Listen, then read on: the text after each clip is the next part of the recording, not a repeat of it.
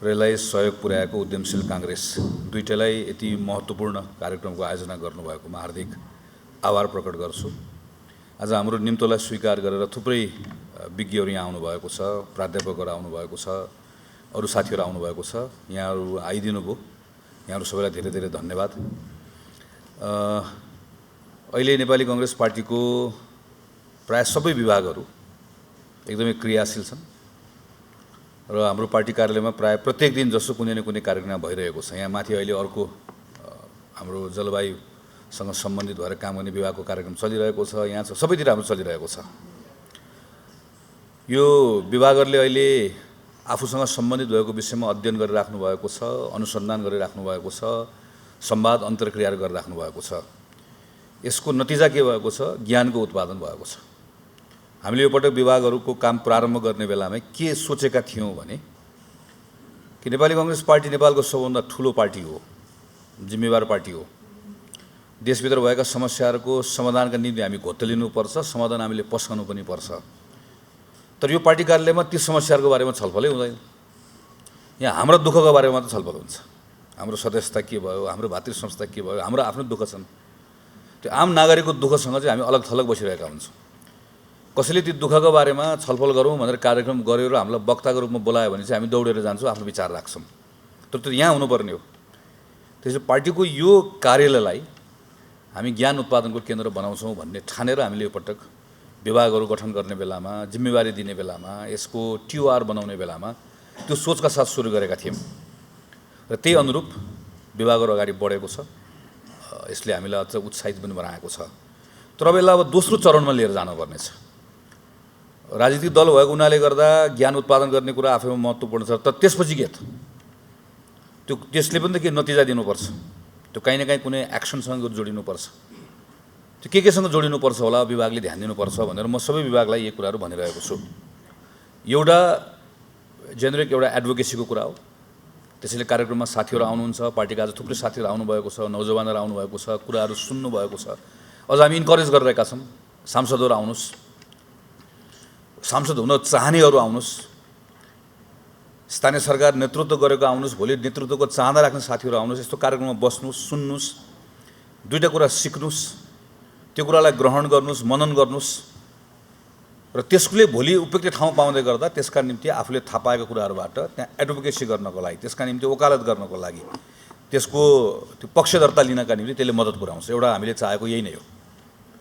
आज पनि थुप्रै साथीहरू आउनुभएको छ। उपयुक्त ठाउँमा यी विषयहरू, आज उठेका विषयहरू, आज चर्चा भएका विषयहरूका बारेमा उपयुक्त ठाउँमा गएर यस्तो हुनुपर्छ, यस्तो हुनुपर्छ उहाँले राख्नुहुन्छ। हाम्रो एउटा एक्सपेक्टेसन यो हो। अर्को हामी यसलाई अलिकति एक्टिभिजमसँग जोड्न चाहन्छौँ। जस्तो अघि नै कुरा आयो, डाक्टर सञ्जय आचार्यले भन्नुभयो तरुण दलले सायद यसरी कार्यक्रम गर्न सक्छ होला, चीनको उदाहरण दिएर।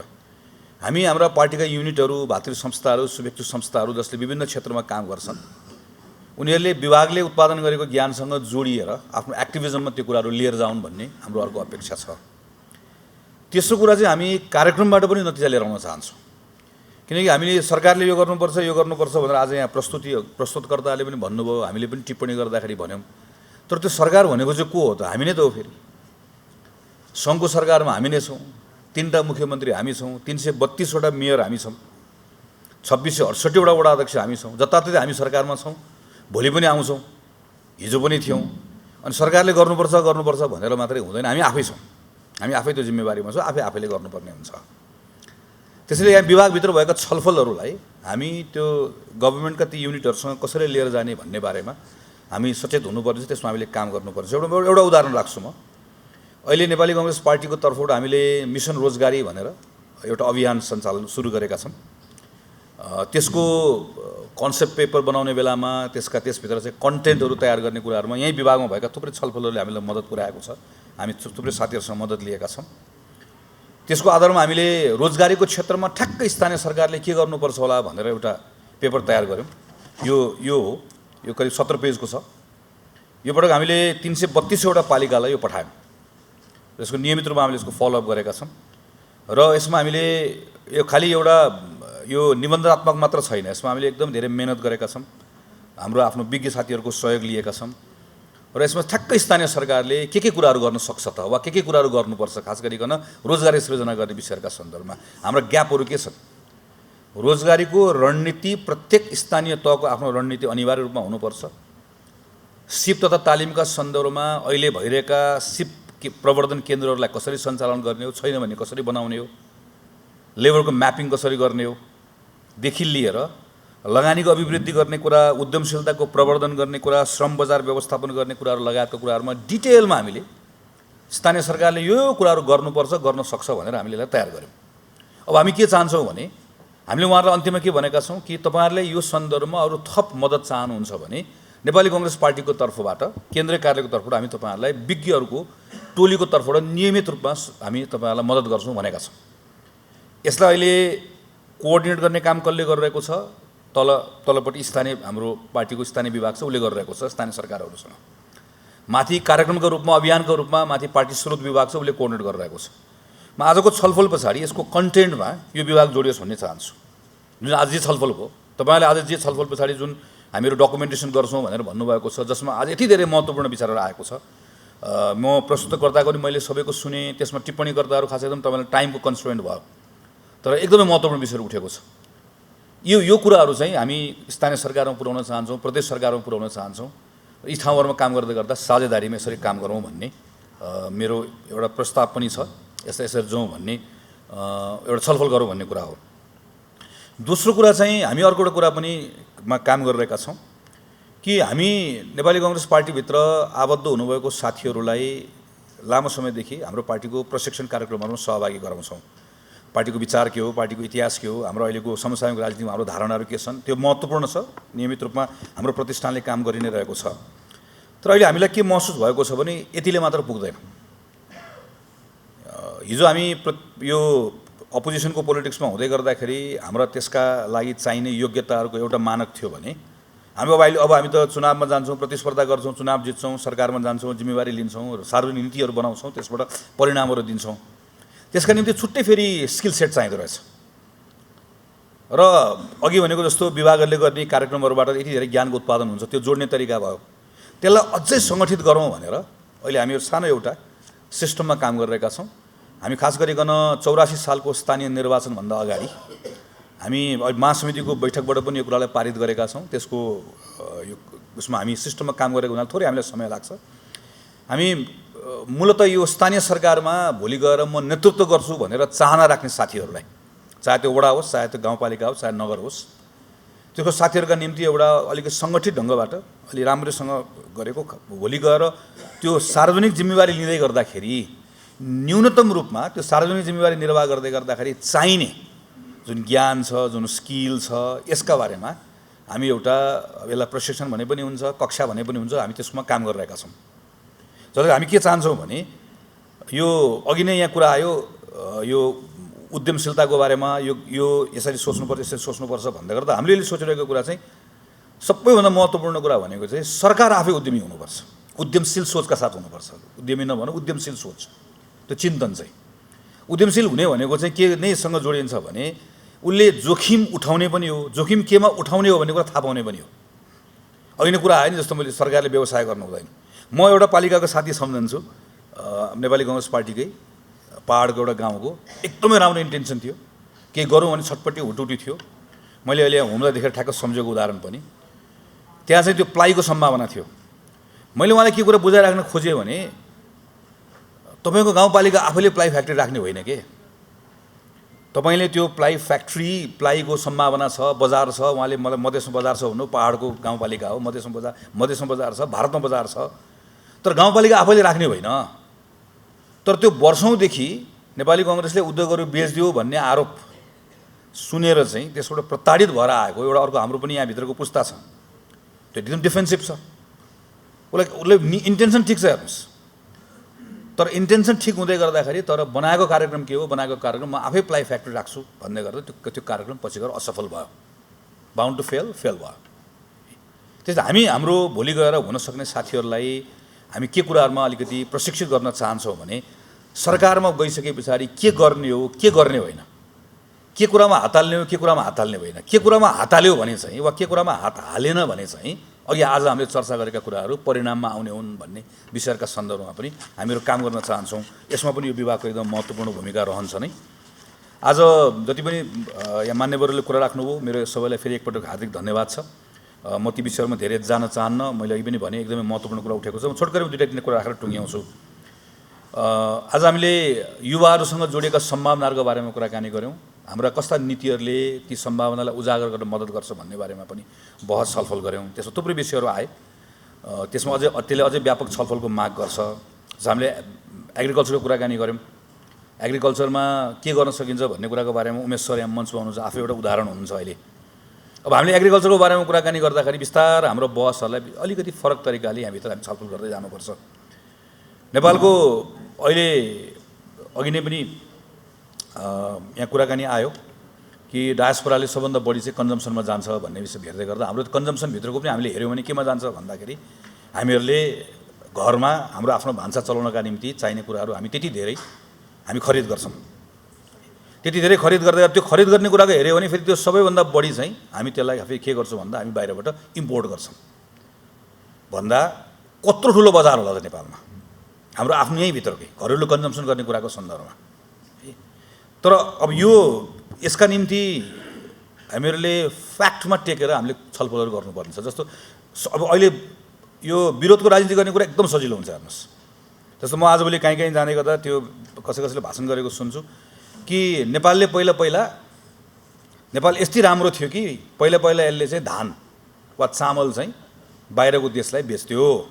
नेपाल यति गयो गुज्रेको छ अहिले कि आजभोलि चाहिँ हामी चाहिँ बाहिरबाट धान ल्याएर चामल ल्याएर हामी खान्छौँ। हामी त्यो भनेपछि त्यसको यदि यो प्रब्लम भने सल्युसन के हो? यसको सल्युसन के हो भनेदेखि पनि अहिलेको सबै खत्तम हो नि, खत्तम भएको ठाउँमा अर्को कोही आयो भने धान चाहिँ फेरि सरर उत्पादन हुन्छ भन्ने हो। फ्याक्ट के हो?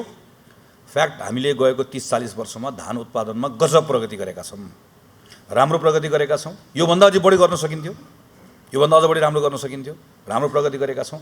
पहिला हामी धान उत्पादन बढी गर्ने भएर बेच्ने होइन, हामी धानको खपतै कम गर्न सक्थ्यौँ। हामी भात खाने मान्छे कम थियौँ, हाम्रो कनेक्टिभिटी थिएन। मधेसमा उत्पादन भएको धान पहाड पुर्याउन सक्दैनथ्यौँ। वर्षमा जम्मा एकचोटि मात्र दसैँमा मात्र चामल खान पाउने परिवार धेरै थिए। त्यही मधेसमा पनि धेरै मान्छेले धान चामल खान सक्दैनथे। त्यस कारणले गर्दाखेरि केही उत्पादन भएको धान त्यो बेलाको स्थितिमा जान्थ्यो कुरा। यसरी हामीले हेऱ्यौँ। तर त्यसमा अहिलेको कुरा के हो त? आजको कुरा भनेको चाहिँ हाम्रो क्रय शक्ति बढेको छ, हाम्रो माग बढेको छ, तर हाम्रो उत्पादनले भ्याएको छैन।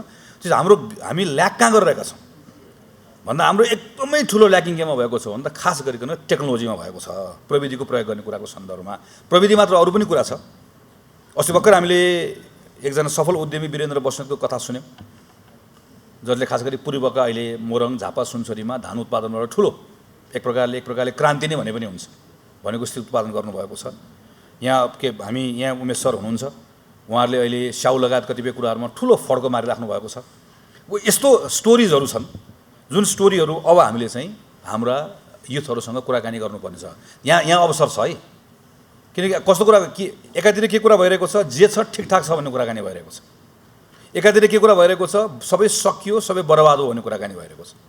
हामीले के बताउनु पर्ने भएको छ कि जे सबै कुरा ठिकठाक भइरहेको छैन, तर यहाँभित्र अवसरहरू छन्। यहाँ समस्या छ, समस्या हुनु भनेको अवसर छ। हामी भन्छौँ नि प्रब्लम भनेको के हो? Problem doesn't mean absence of solution. Problem means absence of idea भन्छ नि। प्रब्लम भनेको प्रब्लम छ भने सल्युसन छ। हामी कहाँ अहिले उत्पादन चाहिँ कम, हामी कहाँ अहिले खाने मुख धेरै छ, त्यसो भएदेखि त्यसको सल्युसन छ। सल्युसन कहाँ छ? यहाँ हामीले सायद चाहिँ यस्तो छलफलहरूमा हामीले प्रेरित गर्नुपर्ने अवस्था होला। म्यानुफ्याक्चरिङकै हामीले कुराकानी गऱ्यौँ, हामीले एउटा ठुलो अवसर हामीले लुज गऱ्यौँ। तर अहिले हामीले हेऱ्यौँ भनेदेखि जस्तो अहिले प्लाईको कुरा आयो, प्लाई जस्तै यस्ता अरू पनि कुराहरू छन् जसमा हाम्रो निस छ। हामीसँग छिमेकमा यत्रो ठुलो बजार छ, तर त्यो बजार छ भनेर भन्न थाले कति वर्ष हो? त्यो बजार त आफै बजारमा गएर हामी उत्पादन आफू त्यो बजार हामीलाई कुरेर कहाँ बस्छ? म अघि नै त्यहीँ उदय शमशेर दाइसँग त्यही छेउमा कुरा गर्दा थिएँ, होमले यहाँ बोल्दै गर्दाखेरि हाम्रो प्लाईले बजार किन पायो? हामीलाई माया गरेर हाम्रो प्लाई त कसैले किनिदिने होइन। हामीसँग त केही न केही त हुनु पऱ्यो, कि हाम्रो सस्तो हुनु पऱ्यो, कि हामी कहाँ प्रविधि प्रयोग भएको हुनु पऱ्यो, केही न केही एडभान्टेज हुनु पऱ्यो, अनि बोले त्यसले बजार प्राप्त गर्ने हो। हाम्रो म्यानुफ्याक्चरिङमा त्यस्तो के ठाउँहरू छन् होला जुन ठाउँहरूले नेपालभित्रै हामीलाई पनि सम्भावना ल्याउँछ, जसले चाहिँ बाहिरको बजारले पनि हाम्रो सम्भावना ल्याउँछ। र स्टेट अहिले मैले भनेको स्टेट चाहिँ यदि त्यो अलिकति उद्यमशील भयो भने त्यसले के हेर्छ भने प्रत्येकचोटि अवसर हेर्छ। अहिले संयुक्त राज्य अमेरिकाको सम्बन्धहरू सबतिर बदलिँदै गर्दाखेरि लामो समयदेखि संयुक्त राज्य अमेरिकासँग व्यापार गरिरहेको, खास गरी टेक्सटाइल लगायत कुराहरूमा व्यापार गरिरहेका जति पनि देशहरू छन् उनीहरूसँगको चाहिँ सम्बन्धहरू तलमाथि हुँदै गर्दा त्यसले नेपाललाई अवसर पनि लिएर आउँछ कि? दक्षिण एसियामै परिवर्तन भएको सम्बन्ध अहिले भारत र बङ्गलादेशको बिचको सम्बन्ध बदल्यो। अहिले बङ्गलादेश म्यानुफ्याक्चरिङको ठुलो हब हो, चाहे त्यो फार्मास्युटिकल हो चाहे टेक्सटाइल हो, सबै कतिपय कुराहरूका सन्दर्भ। त्यसले पो नेपाललाई अवसर ल्याउँछ कि? त्यो अवसर ल्याउँछ कि भनेर सोच्ने काम, चिन्तन गर्ने कामको एउटा पाटो कसले गर्नुपर्छ भन्दा त्यो राज्य भनौँ सरकार भनौँ त्यसले सोच्नुपर्छ, उसको काम हो त्यो। र त्यसभित्र अवसर छ भनेर भन्यो भने त्यो अवसरका निम्ति त्यो ठाउँहरू कसलाई उपलब्ध गराइदिनुपर्छ त्यो गर्ने काम भनेको त्यहाँनिर चाहिँ प्राइभेट पार्टीहरू आउँछ, हामीलाई निम्ति त्यहाँनिर अवसर हुनसक्छ। अहिले हामीले टुरिज्मको कुराकानी गऱ्यौँ, टुरिज्म पनि अघि ठिक ढङ्गले छलफल उठेको छ। हामी यत्तिकै बसेर चाहिँ हामीसँग स्पिरिचुअल छ, हामीसँग चाहिँ नेपालभित्र हामी हिन्दूको ठाउँ पनि हो, हामी बुद्धिस्टको ठाउँ पनि हो भनेर आउँदैन। म यसपालि मर्दीको हिमाल गएँ, अघिल्लो पटक म पुनिल गएँ। म त्यो सानो ठाउँमा जाँदै गर्दा के अनुभव बोकेर आएको छु भने हाम्रो सोचाइ कहाँनिर समस्या गर्छ भन्ने कुराको सन्दर्भ। त्यो मर्दी हिमाल अस्ति म परिवारसहित गएको, त्यो ट्रेकिङ रुटमा कस्तो बनाएको छ भने खबरदार पैसा खर्च गर्लास् भन्ने बनाएको छ। बेलुका डन्डा बोकेर बसेको हुन्छ, डन्डा बोकेर बसेर के बनाएको छ भने पैसा खर्च गर्लास्, किनकि के हुनु पऱ्यो, दुःख पाउनु पऱ्यो। त्यो ट्रेकर भयो, त्यहाँ गइसके पछाडि राति चाहिँ होइन म ट्रेकिङ आएको, सानसानो मेरो छोरीहरू लिएर गएको, म बरु चाहिँ एक रात बढी बस्छु, म थोरै हिँड्छु बरु, तर म राम्रोसँग साँझ बस्छु भन्दै गर्दाखेरि मैले एक ठाउँमा बस्न नपाउँदैन। किन बस्न नपाउँदिनँ भने बनाएको नियमै कसरी बनाएर गरेको छ भनेदेखि भने यति साइजभन्दा बढी हामी ठुलो रुमको हामी चाहिँ कोठा हामी बनाउनै दिन्नौँ, एट्याच बाथरुम भएको एउटा रुम पनि बनाउन दिन्नौँ। यो कारणले गर्दा बनाउने, त्यसमा कन्जर्भेसनका के एङ्गलहरू छन्, तर त्यसको होल माइन्डसेट केसँग आएर जोडिएको छ भने हामीहरू चाहिँ अघि भनेको जस्तो यो कुनै पनि कुराबाट मुनाफा कसरी लिने, लाभ कसरी लिने, त्यहाँ नयाँ अवसरहरू कसरी सृजना गर्ने भन्ने कुराहरूको सन्दर्भमा जुन खुला चिन्तन गरेर गर्नुपर्ने हो कतिपय ठाउँहरूमा हामीहरू गर्न सकिरहेका छैनौँ। यी कुराहरू होलान् जहाँ अझै अब हामीले सेक्टर वाइज छलफल गर्नुपर्ने र कहाँ युथहरूका निम्ति अवसर छन् भनेर कुरा गर्नुपर्ने ठाउँहरू होला। मेरो अन्तिम कुरा भनेको चाहिँ नेपाली काङ्ग्रेस पार्टीले अहिले पछिल्लो समयमा हामी के विश्वासका साथ काम गरिरहेका छौँ भने 90s को लगत्तै पछाडि एउटा स्वर्णिम युग हो भनेर भन्छौँ हामी, 48 साल पछाडिको जुन बेलामा हामीले एकल सरकार चलाउन पायौँ। त्यो बेलाको हाम्रो आफ्नो आइडियाजहरू हामी त्यसलाई त्यो एउटा म्यानुफ्याक्चरिङको बेला थियो। त्यतिखेर हामीले लिएको लिबरल पोलिसिजहरूले एउटा बाटो देखायो, तर अनफर्चुनेटली धेरै कारणहरू भए जसको कारणले गर्दा त्यसले एउटा गति लिन सकेन। फेरि नेपालले एउटा नयाँ अवसर प्राप्त गरेको छ। यो अवसर भनेको चाहिँ नलेज इकोनोमीको अवसर हो। यो अवसर मिस गर्नु हुँदैन भन्ने कुरा हाम्रो कुरा, जसको बारेमा आज एकदम लामो छलफल भएको छ र आजको विषयको मूल विषय पनि हो म भन्ने ठान्छु र एकदम राम्रो विषय पनि आएको छ। नलेज इकोनोमी भनिसकेपछि सबभन्दा महत्त्वपूर्ण कुरा यो कुनै पनि व्यक्तिसँग त्यो सबभन्दा ठुलो नलेज इकोनोमीको स्रोत भनेको, शक्ति भनेको, युनिट भनेको को भन्दा जनशक्ति हो, ह्युमन हो, ह्युमन रिसोर्स हो। त्यो ह्युमन रिसोर्सको बारेमा के हो, त्यसलाई के दिनुपर्छ भन्दा अघि कुरा आयो सुरुमा, विजय सरले पनि राख्नुभयो, उसको एजुकेसन, उसको नलेज के छ, उसको इन्फर्मेसन के छ, उसको स्किल के छ, उसको एटिट्युड के छ भन्ने कुरा आयो। अब अहिले पछिल्लो समयमा के भन्छ, जस्तो अघि नै अर्को एकजना कुन सरले भन्नुभयो, मलाई ठिक लागेको छ कि हामी केमा छलफलमा अड्किरहेका छौँ कि बजार अनुकूलको शिक्षा छ कि छैन भनेर। बजारको बारेमा कसले निर्धारण गर्छ अहिले? यहाँ बजार कहाँनिर फिक्स छ र अहिले?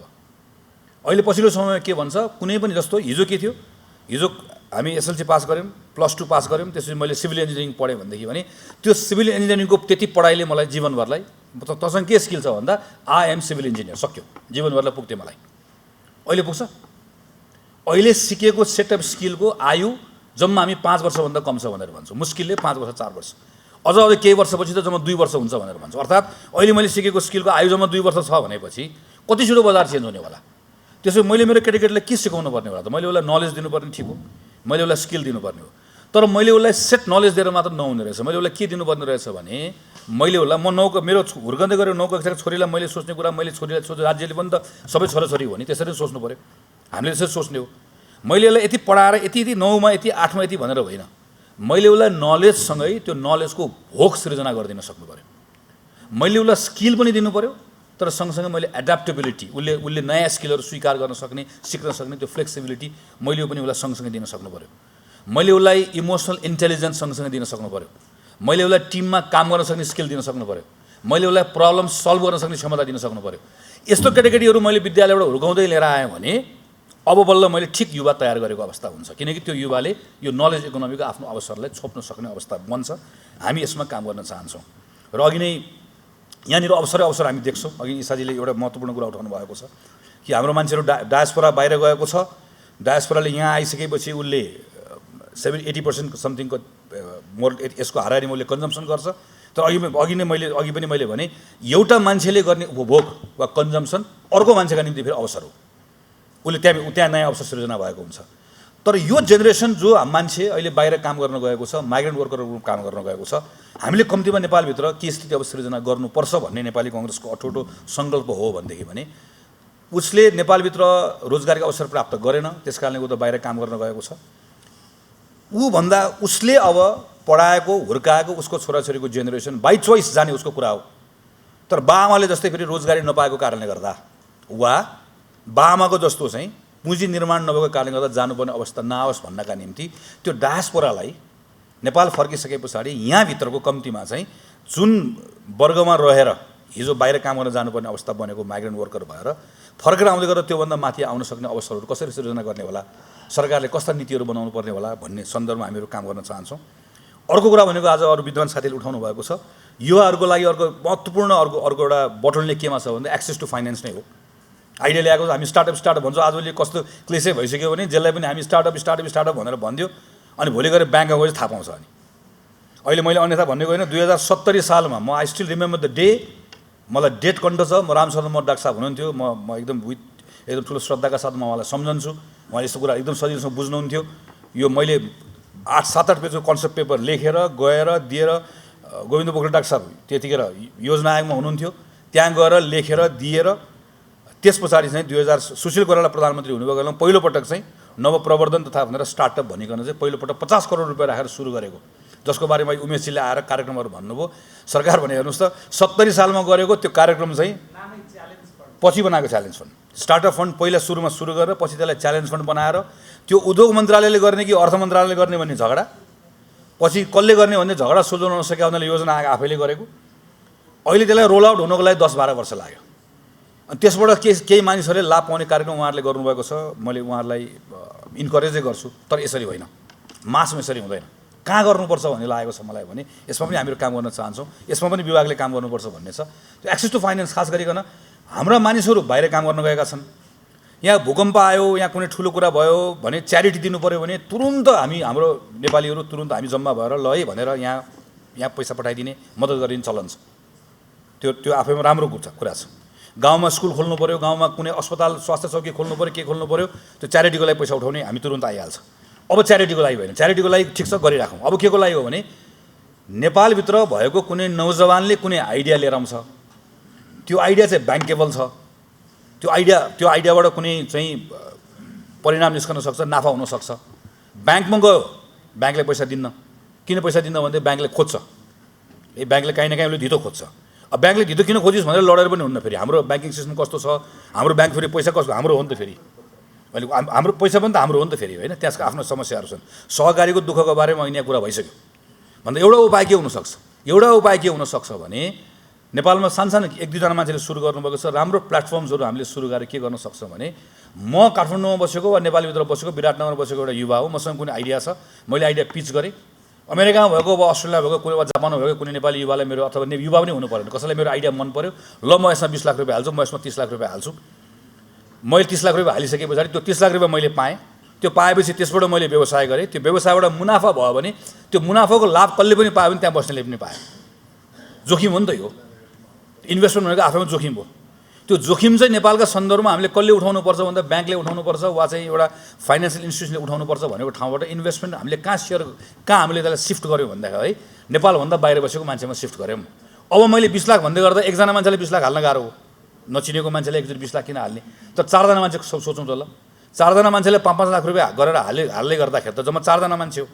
नेपालभित्र एउटा युवा उद्यमीले ल्याएको आइडियामा मैले 5 लाख रुपियाँ हाल्दै गर्दाखेरि यसले 2 जना मान्छेले रोजगारी सृजना गर्न सक्छ र 2 वर्षमा 5 वर्षमा यसको रेट अफ रिटर्न यो हुन्छ भन्ने आधार, विश्वसनीय आधार मैले सृजना गर्न सक्छु भनेदेखि भने मलाई के विश्वास छ, संसारभरि घुमेको आधारमा, नेपालीहरू भेटेको आधारमा भने नेपालीहरू तयार छन्, उनीहरू यहाँ मद्दत गर्न तयार छन्, उनीहरू यहाँ भित्रका युवाहरूलाई त्यो ठाउँमा चाहिँ काहीँ न काहीँ हातेमालो गर्न तयार छन्।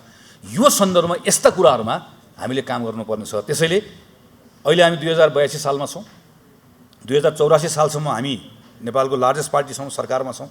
यो 2 वर्षको समय खेर फाल्ने सुविधा हामीसँग छैन। मैले विथ ड्यु रेस्पेक्ट मैले प्रधानमन्त्रीजीले बेला बेलामा के भनेको सुन्छु भने अब 1 वर्ष म हुन्छु, 1 वर्षपछि पार्टी काङ्ग्रेसलाई हस्तान्तरण गर्छु, त्यो हिसाब किताब त्योको बारेमा अब कुरा नगरौँ। त्यो किन दिन सरकार भनेको दिन गनेर बस्ने हो र? अनि हामी के अब 365 दिन घट्यो, 64 भयो, 63 भयो, हाम्रो पालो आयो, औँला भाद्दै बस्ने हो र? हामीले सुन्न चाहेको गर्न चाहेको कुरा भनेको यो 1 वर्ष चाहिँ के गर्छौँ त हामी? 1 वर्ष के गर्ने हो? 1 वर्ष नेपालले के पाउने हो? यो 1 वर्ष 2 वर्ष जुन अर्को इलेक्सनसम्मको 2 वर्षको अवधि छ, यसको एक दिनको प्रयोग हामीले गर्नुपर्छ। यो समय सुरुमा आएको पनि थियो, सुरुमा हामीले मेहनत पनि गऱ्यौँ, दुईटा पार्टी मिलेर सरकार बन्दै गर्दा एउटा गति पनि समातेको थियो, बिचमा अहिले बरालिएको छ। अहिले खालि यो दिन गनेर बसेको जस्तो भएको छ। आयो आज आइतबार गयो, सोमबार आयो, सोमबार गयो मङ्गलबार आयो, अनि एकजनाले बोलिदिएपछि ढल्दैन भन्यो, फेरि भोलिपल्ट आयो, अनि यसै वरिपरि गएर यसबाट बाहिर निकाल्नुपर्छ। यो 2 वर्षको हाम्रो लोकल गभर्मेन्ट त्यसले पनि काम गर्नुपर्छ, प्रोभिन्सियल गभर्मेन्ट त्यसले पनि काम गर्नुपर्छ, फेडरल गभर्मेन्ट त्यसले पनि काम गर्नुपर्छ, र हाम्रो पार्टीका विभागहरू सबै हामीले 2084 साल पछाडिको हामी कम्तीमा 10 वर्ष 15 वर्ष नेपाललाई अब कतातिर लिएर जान्छौँ, नेपालका समस्याहरू के हुन्, त्यसका समाधान के हुन्, यी विषयका सन्दर्भमा सँगसँगै हामीले काम गर्दै तयारी पनि गर्दै लिएर जानुपर्छ। हाम्रो विभागहरू त्योतर्फ उद्धत छन्, केन्द्रित भएका छन्, त्यसले हामीलाई अत्यन्त उत्साहित बनाएको छ। यो विभागले मैले भने अगाडि पनि एउटा दुईटा एकदमै महत्त्वपूर्ण कार्यक्रमहरू गर्यो, चाहे त्यो यो वैदेशिक ऋणका सन्दर्भमा होस्, चाहे बजेटका सन्दर्भमा होस्, अझ अरू थप के कार्यक्रमहरू बनाउनु भएको छ। आगामी कार्यक्रमहरूको लागि पनि शुभकामना दिँदै मैले सुरुमा राखेँ। आज यत्रो बेर हामी बस्यौँ, यति धेरै मान्छेहरू बस्नुभएको छ। हामी त अझ फुर्सदै भएको मान्छे हो यहाँ माथि बसेकोहरू। तल यहाँ युनिभर्सिटीको 100 सरहरू आउनुभएको छ, 100 डाइनामिक युथ साथीहरू आउनुभएको छ। यत्रो यहाँ आएर बोलिसकेपछि आज हामी बस्यौँ, छलफल गऱ्यौँ, अनि त्यसपछि गयौँ भन्ने कुरा अब यो हुनुहुन्न। यसलाई हामीले कम्पाइल गर्नुपर्छ, यही भनेको जस्तो यसबाट हामीले नेक्स्ट लेभल कहाँ पुर्याउने लिएर जानुपर्छ। यो कुराहरूको सन्दर्भमा चाहिँ अरू विभागलाई पनि ल यसरी गर्नुपर्छ भनेर त्यसलाई अलिअलि बाटो देखाउने नभनौँ, तर त्यसलाई अलिकति थोरै यसरी गर्नुपर्छ भनेर उदाहरण सेट गर्न सक्ने क्षमता भएको गोविन्द पोखरेल डाक्टर साहबले विभाग लिड गर्नुभएको छ। त्यसैले म त्यो विश्वास पनि राख्न चाहन्छु कि यसमा पनि तपाईँको विभागले लिड गरोस् भन्ने शुभकामना राख्दै मेरो आफ्नो कुरा टुङ्ग्याउँछु। धन्यवाद, नमस्कार, जय नेपाल।